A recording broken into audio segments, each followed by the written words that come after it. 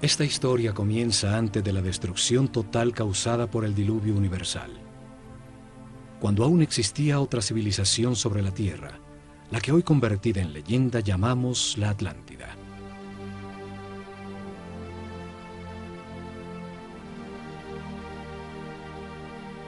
Tenían una sabiduría producto de la evolución de la conciencia del hombre durante miles de años, de las verdades comprendidas sobre el funcionamiento del universo y del proceso que llamamos vida. El estudio de las constelaciones les reveló que la humanidad era una unión viviente entre el cielo y la tierra, que las estrellas y los soles la afectaban, formando estaciones, ciclos y ritmos.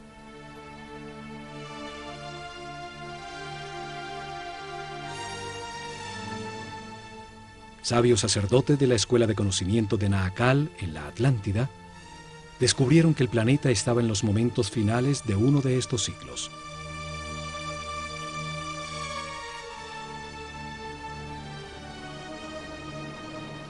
Advirtieron sin ser oídos que una catástrofe inminente destruiría las estructuras que organizaban la vida del hombre.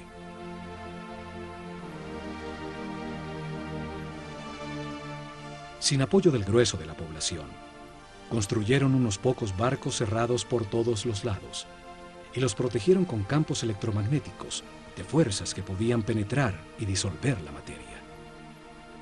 Dirigidos por el sumo sacerdote Chiquitet Arelish Bomalites, subieron a bordo con sus familias, unos pocos instrumentos, algunos animales domésticos, y hacia el este se alejaron de la Atlántida. El planeta se estremeció.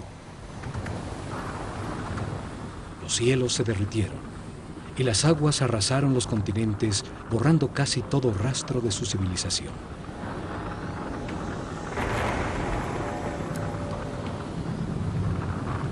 Como evidencia en dos lugares muy cerca a Egipto, se encontraron unas gigantescas losas de piedra, llamadas megalitos, que por su enorme tamaño, peso y difícil ensamblaje, demuestran una tecnología desaparecida, seguramente de la civilización atlante. La primera evidencia está en Baalbek, Líbano.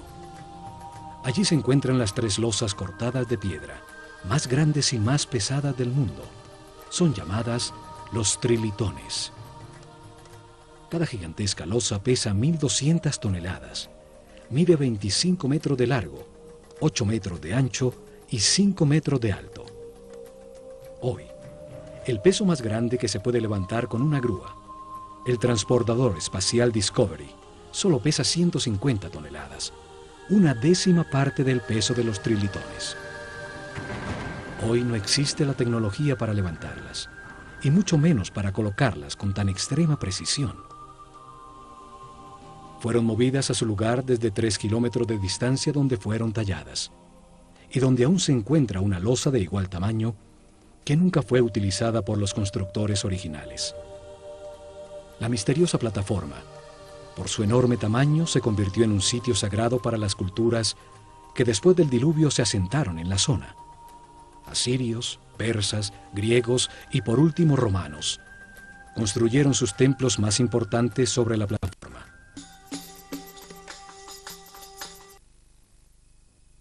En Jerusalén, la ciudad sagrada para 3 religiones. Allí existen otros de estos megalitos, unas gigantescas losas de piedra, cada una con un peso mayor a 800 toneladas. Por su enorme e inexplicable tamaño, también se convirtieron en sitio sagrado alrededor de los cuales creció Jerusalén. Forman parte de la enorme plataforma que sostuvo al templo de los judíos y que hoy soporta la mezquita de El Aqsa y el Domo de la Roca. Las losas son parte de los cimientos del mismo Muro de los Lamentos. Hoy se llega hasta allí por un túnel que descubrió las enormes piedras. Los megalitos de Baalbek y Jerusalén formaban parte de construcciones desaparecidas por el cataclismo universal. Lograron permanecer en el sitio por ser tan masivas. Este cataclismo destruyó la civilización atlante. Sucedió alrededor del año 10.900 a.C., cuando el sistema solar atravesaba la constelación de Leo y quedó registrado en los libros sagrados de todas las culturas del mundo.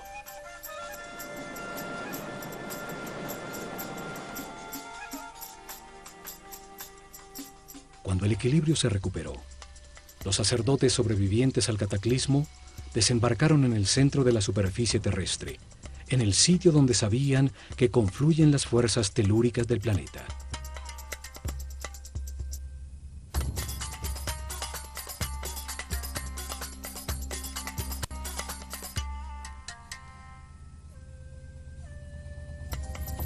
Esperaban utilizar estas fuerzas para impulsar el pensamiento del hombre, construyendo masivas formas piramidales que resonaban, concentraban y transformaban la vibración fundamental del planeta en energía. Seres muy avanzados espiritualmente tenían un concepto de progreso que no estaba basado en la adquisición de comodidades materiales, sino en lograr la paz y la armonía interior, en transformar un limitado hombre animal en un superhombre. Estos sacerdotes, en un momento que llamaron el Septepi, el tiempo nuevo, vieron resurgir de las aguas un largo y estrecho oasis, una fértil tierra rodeada por un desierto protector bordeando un largo río. Lo llamaron Egipto, la tierra que emerge de las aguas, el país de un solo río, el Nilo, con las mejores condiciones para gestar una nueva civilización. Los sacerdotes vieron el cataclismo como una oportunidad para orientar la humanidad hacia un destino más alto y estructurar en este nuevo ciclo una sociedad dedicada al perfeccionamiento espiritual.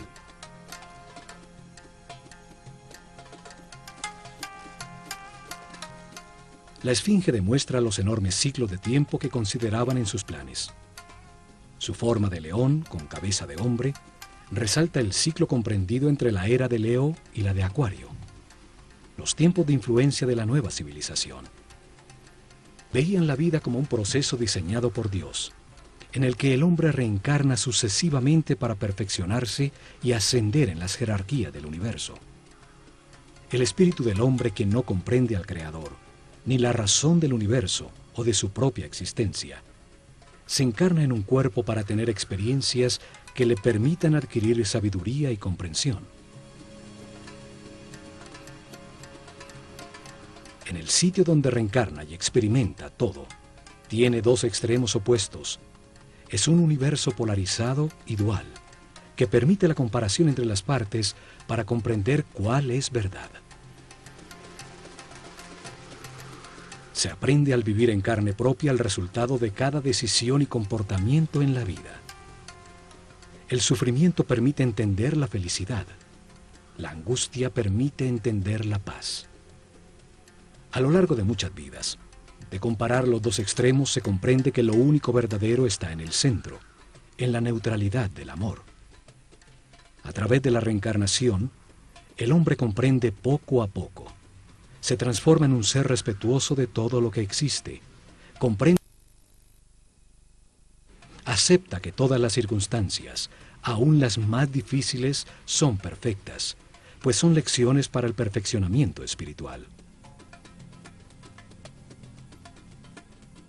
Vida tras vida, el hombre va ascendiendo de nivel, tiene más información, permanece en paz y armonía, maneja más energía vital, se transforma en un ser tolerante y respetuoso que accede a mayores poderes. Comprende que en el universo dual, en las circunstancias contradictorias, lo único que no tiene polaridad es el amor. El amor es neutro, como Dios. Con el zodíaco de Denderá, enseñaron que este proceso de aprendizaje toma a cada espíritu un ciclo cósmico, 12 eras zodiacales.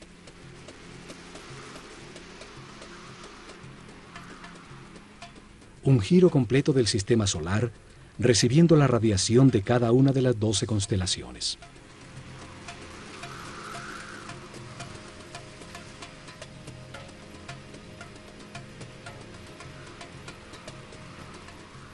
Durante estos 25.920 años, reencarna 700 veces en distintos cuerpos, lugares, tiempos, circunstancias, condiciones y personalidades.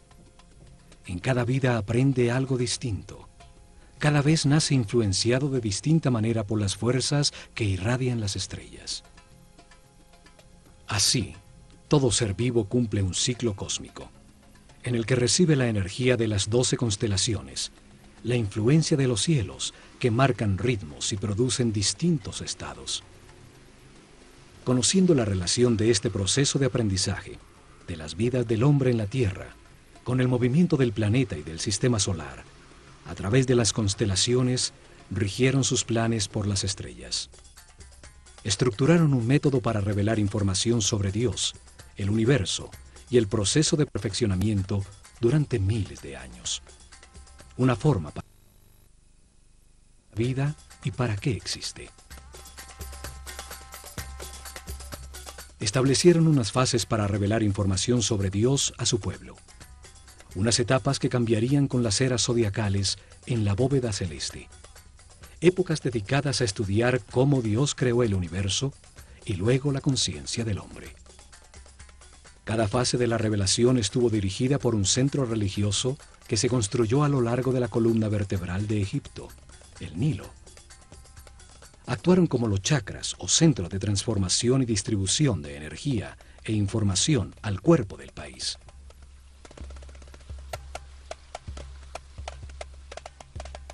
Desarrollaron en 4 épocas, 4 centros religiosos, cada uno dedicado a explicar y lograr comprensión en el pueblo sobre una fase del Génesis.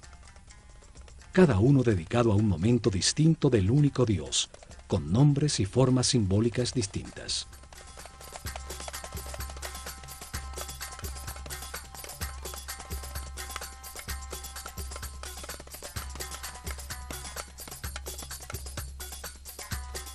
El primer centro religioso fue establecido en Anú, llamada Heliópolis por los griegos, al comenzar la era de Géminis en el año 6620 a.C., en la época predinástica de Egipto. Una era dedicada a la simetría en el arte y en la arquitectura.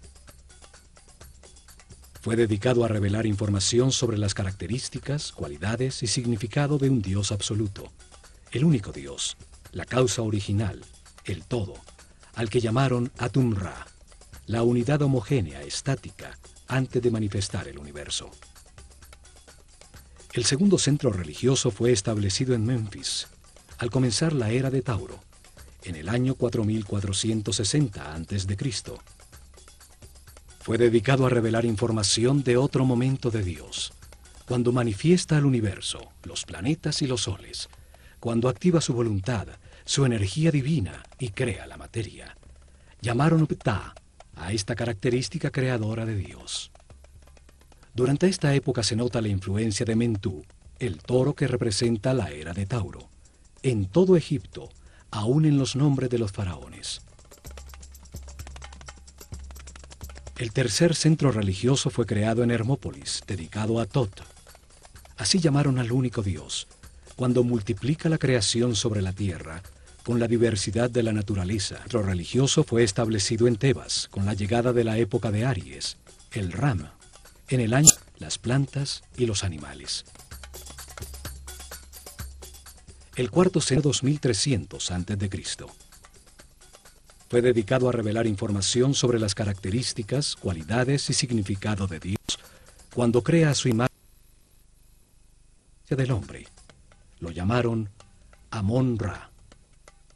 En esa época se da el momento culminante de la civilización.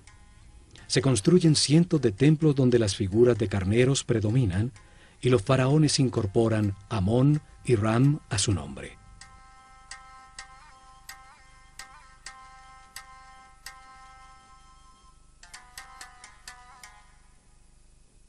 Los cambios de era o constelación zodiacal determinaron la duración de cada fase de la revelación.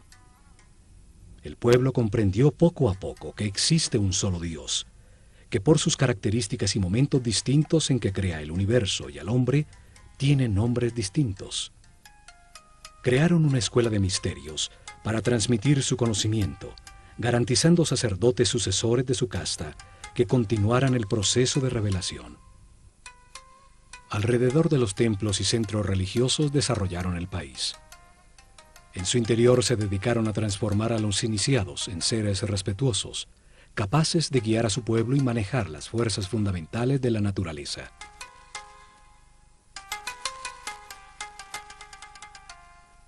Escogieron sus discípulos entre todos los niños de Egipto por el nivel de conciencia y de sensibilidad que demostraban, dándoles la posibilidad de dedicarse a una vida de sacerdocio. Les dieron información sobre el proceso de perfeccionamiento a través de la reencarnación, sobre Dios y el universo. Les enseñaron ciencias, arte, religión y filosofía. Los entrenaron en ejercitar su autocontrol. Aprendieron a conservar su energía vital, a comprender la importancia del respeto y el libre albedrío, acelerándoles el proceso evolutivo. Los convirtieron en los sucesores de su casta, sacerdotes con el conocimiento y el poder que éste produce, y la misión de guiar al pueblo en un camino de perfeccionamiento general. Se han encontrado estatuas de sacerdotes, unas saliendo de un cubo, otras representados como escribas, seres con el conocimiento. A unos pocos le adicionaron a su nombre la palabra Hotep, que significa sabio, como a Imhotep o Amenhotep, hijo de Apú, como reconocimiento a su sabiduría.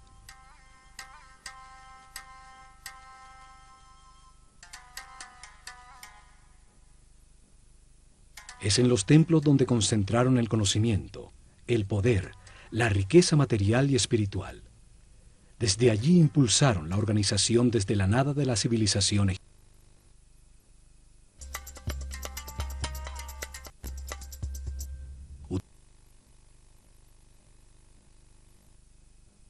De sacerdotes, que dirigió los destinos de Egipto por miles de años, desde las sombras detrás del faraón.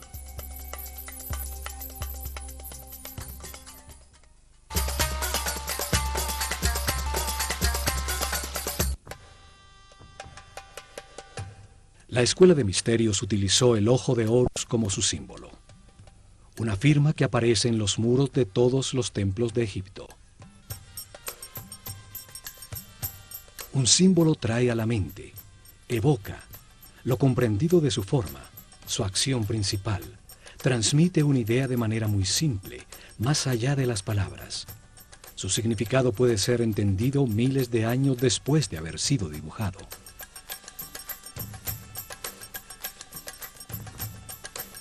Los ojos son el sentido del sol, el origen de la vida. Actúan percibiendo su luz y las vibraciones de color. Transmiten a la mente la intensidad y la fuerza del fuego. Los ojos son las terminaciones nerviosas que perciben la voluntad divina, la intensidad de la luz, la fuerza de Dios que los egipcios llamaban Fi. La fuerza que condensa el espíritu en la materia, dando lugar al universo, el sitio de experimentación de la conciencia. Son los únicos nervios que salen a la superficie del cuerpo y que podemos observar en su funcionamiento vital. Florecen dentro de esferas llenas de un líquido blanco cristalino.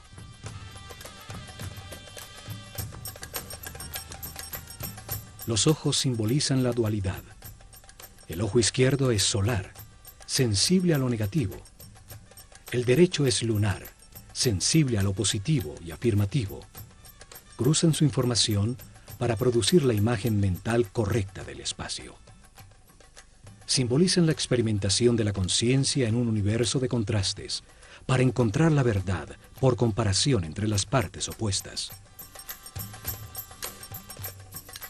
Reaccionan a la luz activa del sol, produciendo en la mente la verdadera luz, la energía vital luminosa, una luz invisible que hace posible la inteligencia y la comprensión de la realidad. Los pájaros evocan la acción de volar, la libertad sin limitaciones materiales. El halcón es el pájaro que mejor ve. Horus el halcón representa al espíritu cuando completa su aprendizaje en la vida mortal y limitada. Cuando comprende las verdades del universo, porque las ha verificado en muchas vidas, y se eleva sobre las limitaciones materiales, sobre el tiempo y el espacio. El ojo de Horus es la conciencia inmortal que todo lo sabe, que todo lo ve, puede volar muy alto sobre todo lo que existe o fijar su atención en cualquier detalle. Evidentemente, los sabios sacerdotes se veían como los observadores y los guías de un proceso de perfeccionamiento hacia la luz. Por eso su símbolo era el ojo de Horus, el ojo que todo lo ve.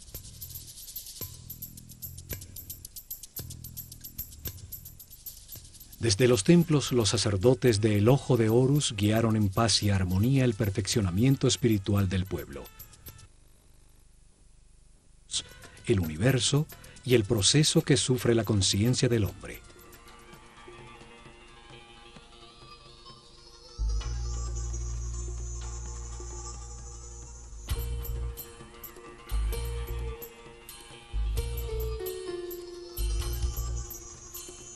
Protegido del exterior por altísimos muros, cada templo era un enorme complejo donde vivieron miles de personas, hombres y mujeres por igual, pues no había distinción de sexo.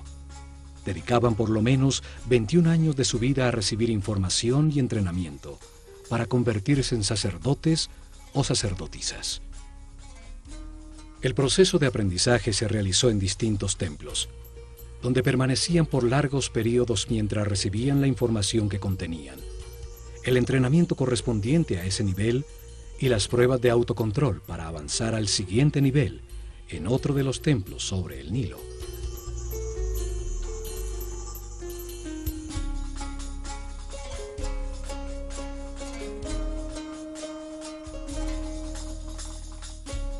Cada templo fue una biblioteca viva con información especializada. Cada uno tenía una lección distinta sobre el universo o la razón de la existencia. Cada templo contenía en su interior un tema sagrado distinto con información que da sentido a todo lo creado.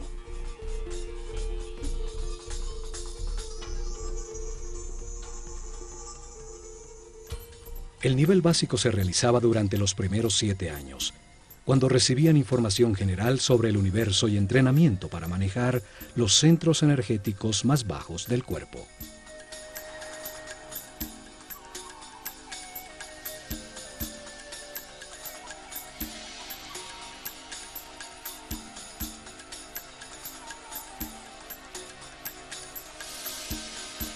Tenían templos como el de Komombo, dedicados a entender la necesidad de un universo dual y polarizado, para permitir a la mente comparar entre extremos opuestos y así comprender qué es verdad. En su interior aprendieron a controlar el miedo a perder, a entender que se tiene lo que corresponde en cada vida, para vivir las experiencias de aprendizaje que se necesitan. Tenían instalaciones para despertar el miedo a la muerte, aprender a controlarlo y entender que la muerte es solo un paso a otra experiencia de aprendizaje. En túneles con agua y cocodrilos, grandes alturas, sitios cerrados con serpientes, los iniciados probaban su determinación. Allí recibieron información para superar el miedo a ser abandonado, los instintos de agresión y defensa, a entender la existencia de programas mentales inconscientes que generan reacciones automáticas para poder controlarlos. En el templo de Luxor, en Tebas, se transmitieron los conocimientos que tenían sobre el funcionamiento del cuerpo y entrenamiento para lograr que la conciencia no se identificara con él.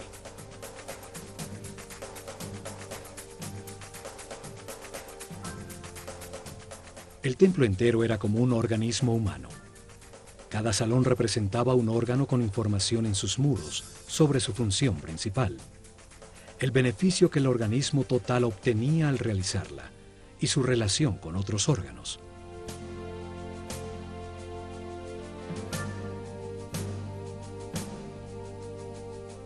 En su interior realizaron ejercicios de concentración y de movimiento, guiando su mente a cada órgano, hasta que hicieron consciente el cuerpo entero y lo manejaron a voluntad como un excelente instrumento.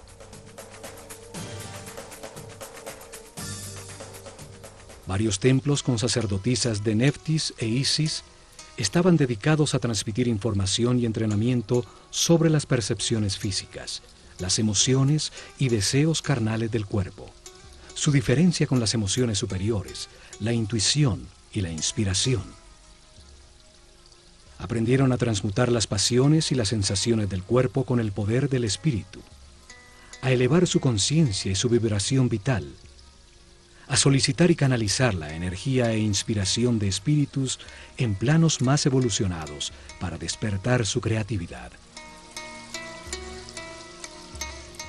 Muchos templos como el de Hathor, en Dendera, estaban dedicados a las ciencias, a la astronomía, a la astrología y a las matemáticas. En su azotea se dedicaron a registrar los cielos, a entender las distintas energías que emite cada constelación y los efectos que produce.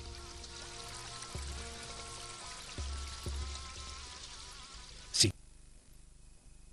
Las estrellas, controlando la duración del año solar, la fecha exacta del desbordamiento del Nilo, el momento en que la Tierra cambió de la era de Tauro a la de Aries, los ciclos que afectan el proceso de evolución.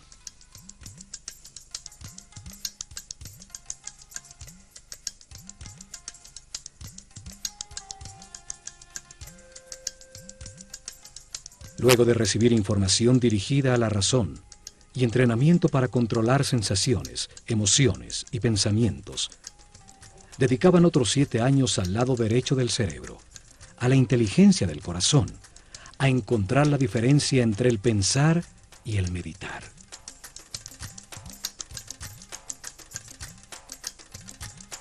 El templo de Karnak, el más grande de Egipto, estaba dedicado a la conciencia, a analizar las fuerzas que la moldean, a entender el proceso de evolución y a acelerarlo utilizando la concentración en conceptos, palabras, sensaciones, puntos exactos o movimientos.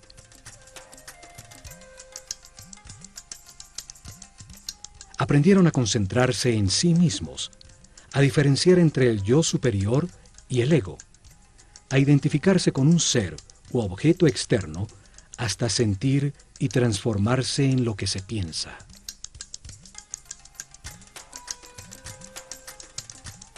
Realizaron ejercicio de telepatía en cercanía física, luego a distancia en un momento determinado del día, hasta aprender a comunicarse mentalmente en cualquier momento.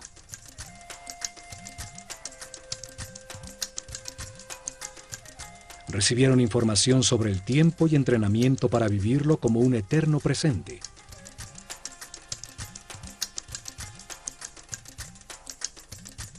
Entendieron que pensar es comparar para conocer, y que cuando todo se sabe ya no se piensa ni se compara. Aprendieron a cambiar de estado o nivel vibratorio, a manejar las circunstancias externas, logrando el equilibrio emocional como una decisión mental interna.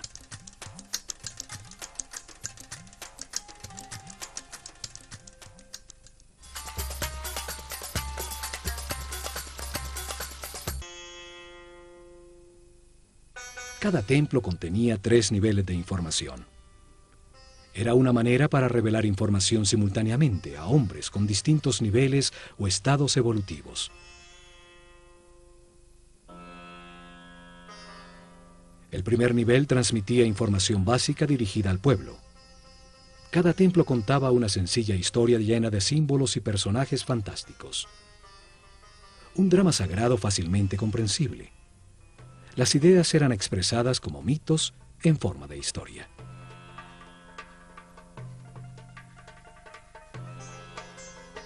El mito, la historia fantástica, fue utilizada como un método para revelar al hombre un mundo que solo entiende imperfectamente.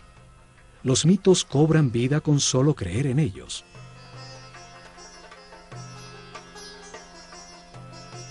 Inventaron personajes con características simbólicas, con formas que traen a la mente su función y actividad principal, que participaban en sencillas historias, parábolas que cuentan verdades sobre la naturaleza humana, sin lo árido o lo abstracto de la filosofía o la metafísica. El pueblo recibió información sobre cada tema sagrado al escuchar la historia central de cada templo, al conocer las debilidades y fortalezas de cada personaje, las circunstancias que atraviesa y la manera como se resuelven.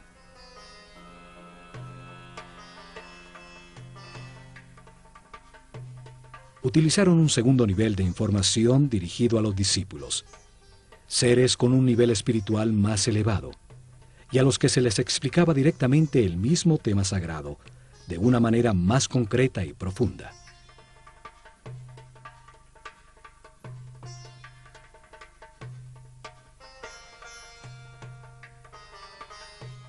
Para ello utilizaron las escenas descriptivas del mito, talladas en los muros del templo.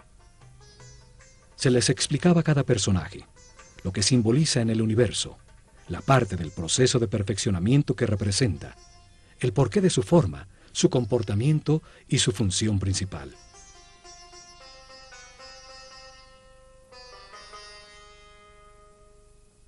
La sabiduría de los sacerdotes de El Ojo de Horus es evidente en la historia que cuenta cada templo, en las formas que utilizaron como símbolos. El solo verlos trae a la mente la acción vital que representan o la cualidad que se gana al hacerla. Al utilizar hombres con cabeza de animal como símbolos, los transforman en ideas que evocan la característica vital del animal. Traen a la mente la función que el animal cumple en el universo.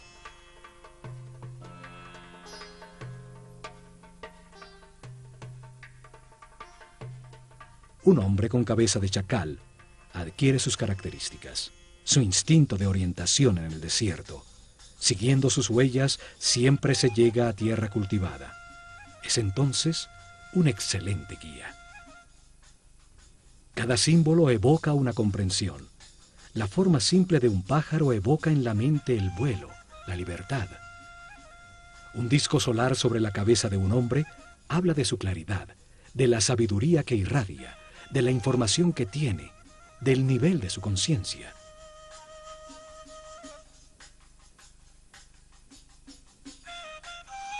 Estudiaron detenidamente los animales e insectos. Así recolectaron un profundo conocimiento sobre su vida, sobre su actividad principal, sobre sus características vitales, los hábitos que desarrollaba para lograrlo, su dieta alimenticia, la duración de su gestación, sus hábitos sexuales, el sentido principal de su existencia.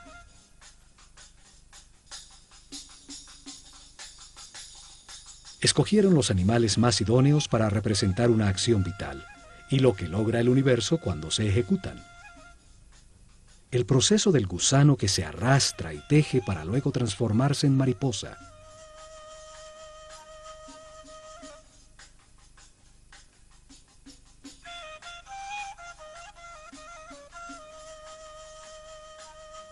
Entre todos los pájaros, el halcón es el que mejor ve. Tiene un cerebro óptico, con la vista más perfecta y desarrollada. Por eso es escogido como símbolo para representar esa función vital, el sentido de la vista. Una figura humana con cabeza de halcón es un ser que todo lo ve, que domina el panorama, viendo perfectamente cada uno de los detalles en los que enfoca su atención.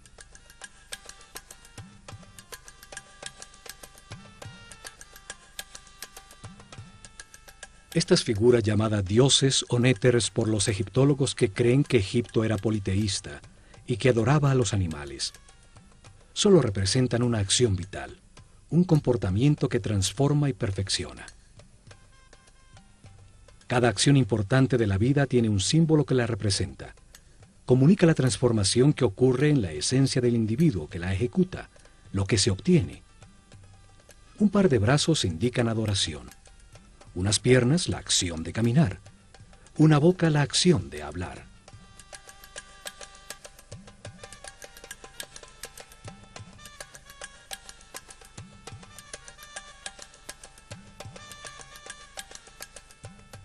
Y por último, en un tercer nivel de información, cada templo guardó un código secreto embebido en el símbolo mismo, solo conocido por los altos sacerdotes y maestros, con información sobre fuerzas y energías fundamentales, cómo controlarlas y utilizarlas para prestar servicio a su pueblo.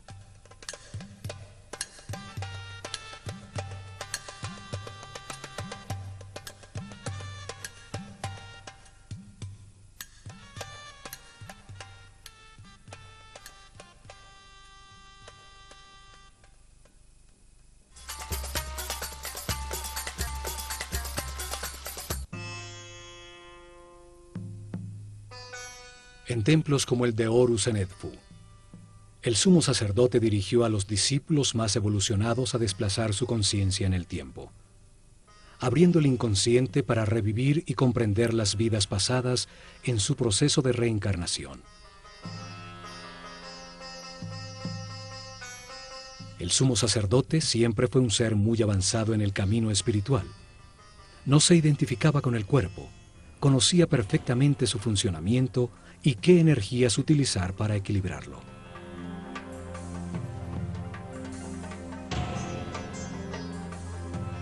Controlaba desde su centro nervioso en la corona el más alto nivel de energía vital. Permanecía en un eterno presente irradiando amor, guiando y sirviendo con su divino poder.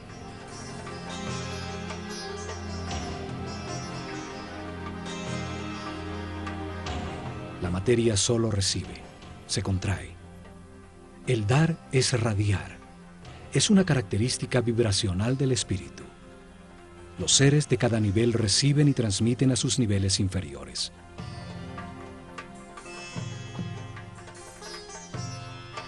En sus salones entendieron que la realidad está compuesta de 7 niveles de energía vibracional, 7 corrientes energéticas con 7 distintos niveles de poder o fuerza.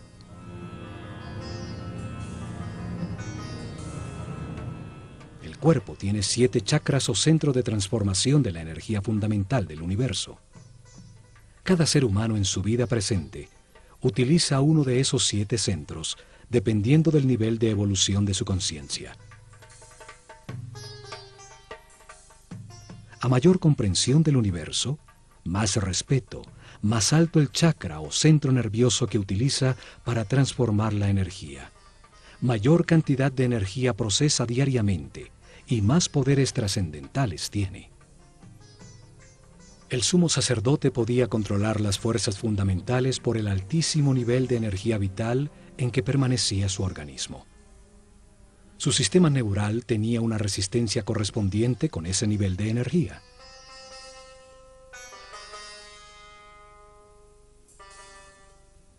Así, en todos los templos de Egipto, los iniciados recibieron información y entrenamiento.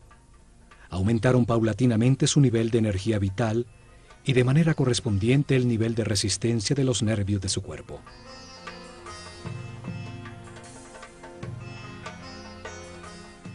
Aprendieron a mantenerse en paz, armonía, a respetar todo lo que existe, a aceptar la perfección del universo para conservar sus niveles de energía vital en el camino de perfeccionamiento que lleva a la omnipotencia, al control de fuerzas y energías superiores. Una intensa preparación física, mental y espiritual que terminaba con el momento de experimentar la totalidad y la nada, lo manifestado y lo inmanifestado, y recibir en una pirámide una poderosa energía que permite vislumbrar el 7º nivel de conciencia. Durante la era de Tauro, se dedicaron a experimentar con una forma piramidal de tecnología resonante que transformaba las vibraciones del beta en energía, un conocimiento heredado que había de llevar a la práctica.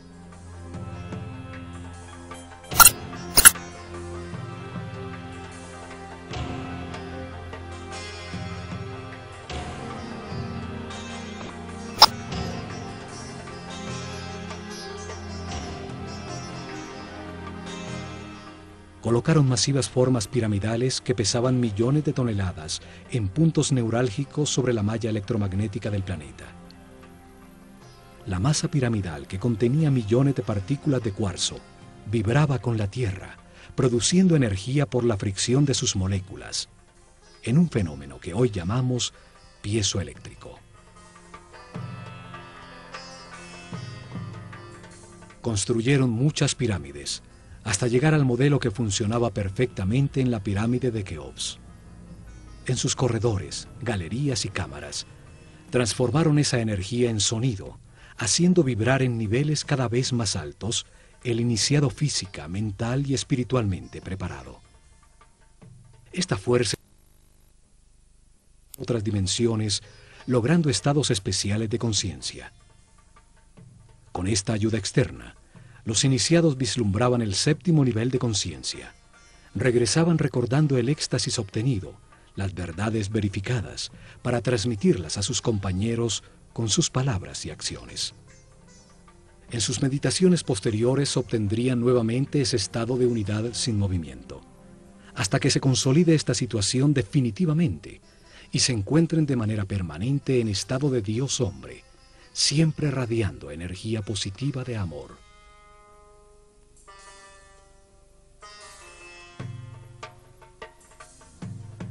Los conocimientos sobre las formas puras del universo, los bloques básicos con los que se organiza la energía y la materia, fueron fundamentales para el desarrollo de la civilización egipcia. Hoy llamamos a esas formas puras sólidos platónicos. 5 polígonos con sus lados y ángulos iguales, basados en triángulos equiláteros, la forma divina que no tiene tensiones. Utilizando estas formas pudieron producir efectos de resonancia y concentración energética para elevar la percepción de la conciencia, para lograr efectos de superconductividad con los que se anula la fuerza de gravedad. Hoy se ha descubierto que el planeta tiene puntos neurálgicos, llamados nodos diamagnéticos, donde se puede controlar la fuerza de gravedad del planeta y producir fenómenos de superconductividad. La superconductividad permite amplificar o disminuir la fuerza de gravedad.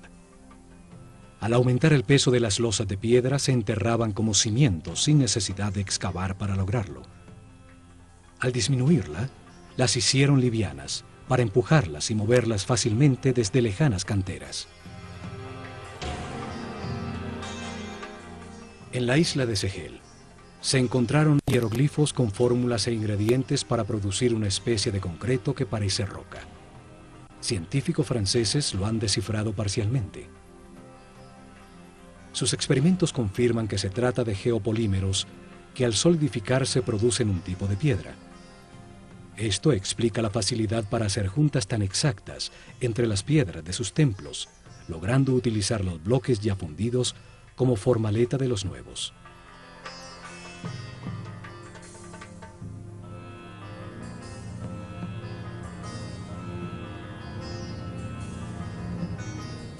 Pero lo más importante fue su visión de que la vida es un proceso diseñado por Dios para ampliar la conciencia del hombre. Que el espíritu del hombre se encarna repetidamente en un cuerpo para comprender la armonía por los resultados de sus decisiones.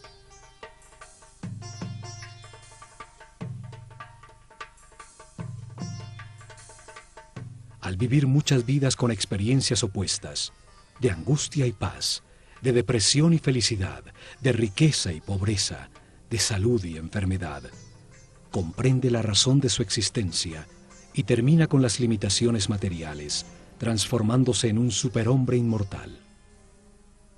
Un ser que no pierde en la muerte la conciencia o la información acumulada. Un espíritu sabio al final de un proceso que sube otro peldaño más en la perfección del universo.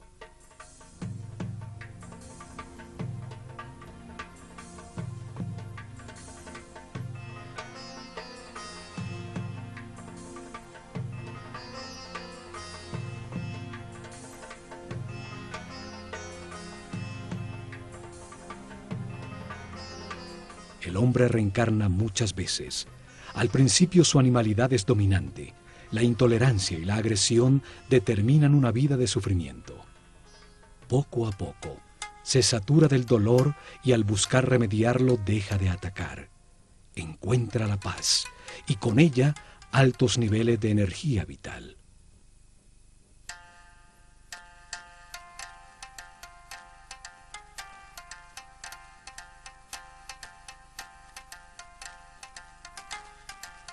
Con la información del proceso de perfeccionamiento y de las leyes que lo regulan, los egipcios mejoraron su vida.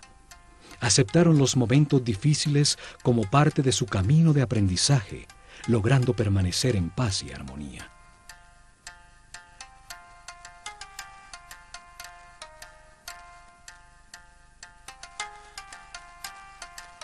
Los templos se revelaron como hombres en un mundo de dolor, podían transformarse en seres sin limitaciones físicas, con conocimientos para transmutar la materia y trasladarse libremente en el tiempo y en el espacio. En medio de las contradicciones de cada vida se aprende algo, y se renace un poco más sabio.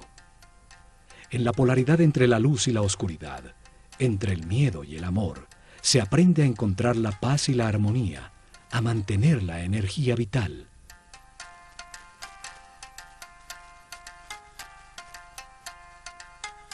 Al experimentar en carne propia los tormentos y la angustia que producen la ira, el odio, el rencor o la venganza, se comprende el valor de la armonía. Al comprender que cada decisión produce paz o sufrimiento, se puede pasar del infierno de la vida al cielo de la misma. El pueblo entendió que todas las acciones de la vida diaria, pescar, sembrar, cosechar, son una manera de acercarse a Dios, de ser más perfectos cada día. Lograron una comunidad en paz y una felicidad tal, que cuando el historiador griego Heródoto visitó Egipto en el año 500 a.C., no pudo menos que afirmar: de todas las naciones de la tierra, los sanos y religiosos.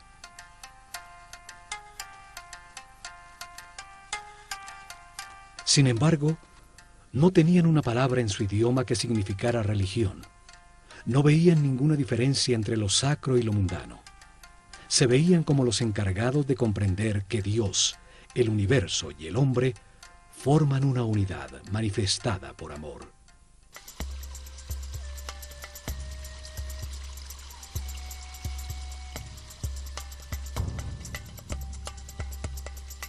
En estos programas del Ojo de Horus, veremos el mensaje que los egipcios transmitieron en sus templos, que todos los hombres avanzan por un camino de perfeccionamiento que toma muchas vidas.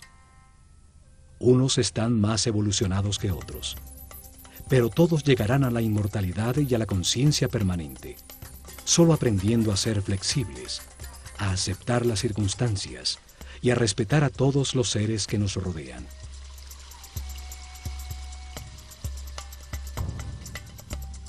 El camino puede ser de sufrimiento o de paz y armonía. Depende que se valore lo que se tiene y se agradezca la oportunidad de estar vivos para tomar conciencia que fuimos creados por amor.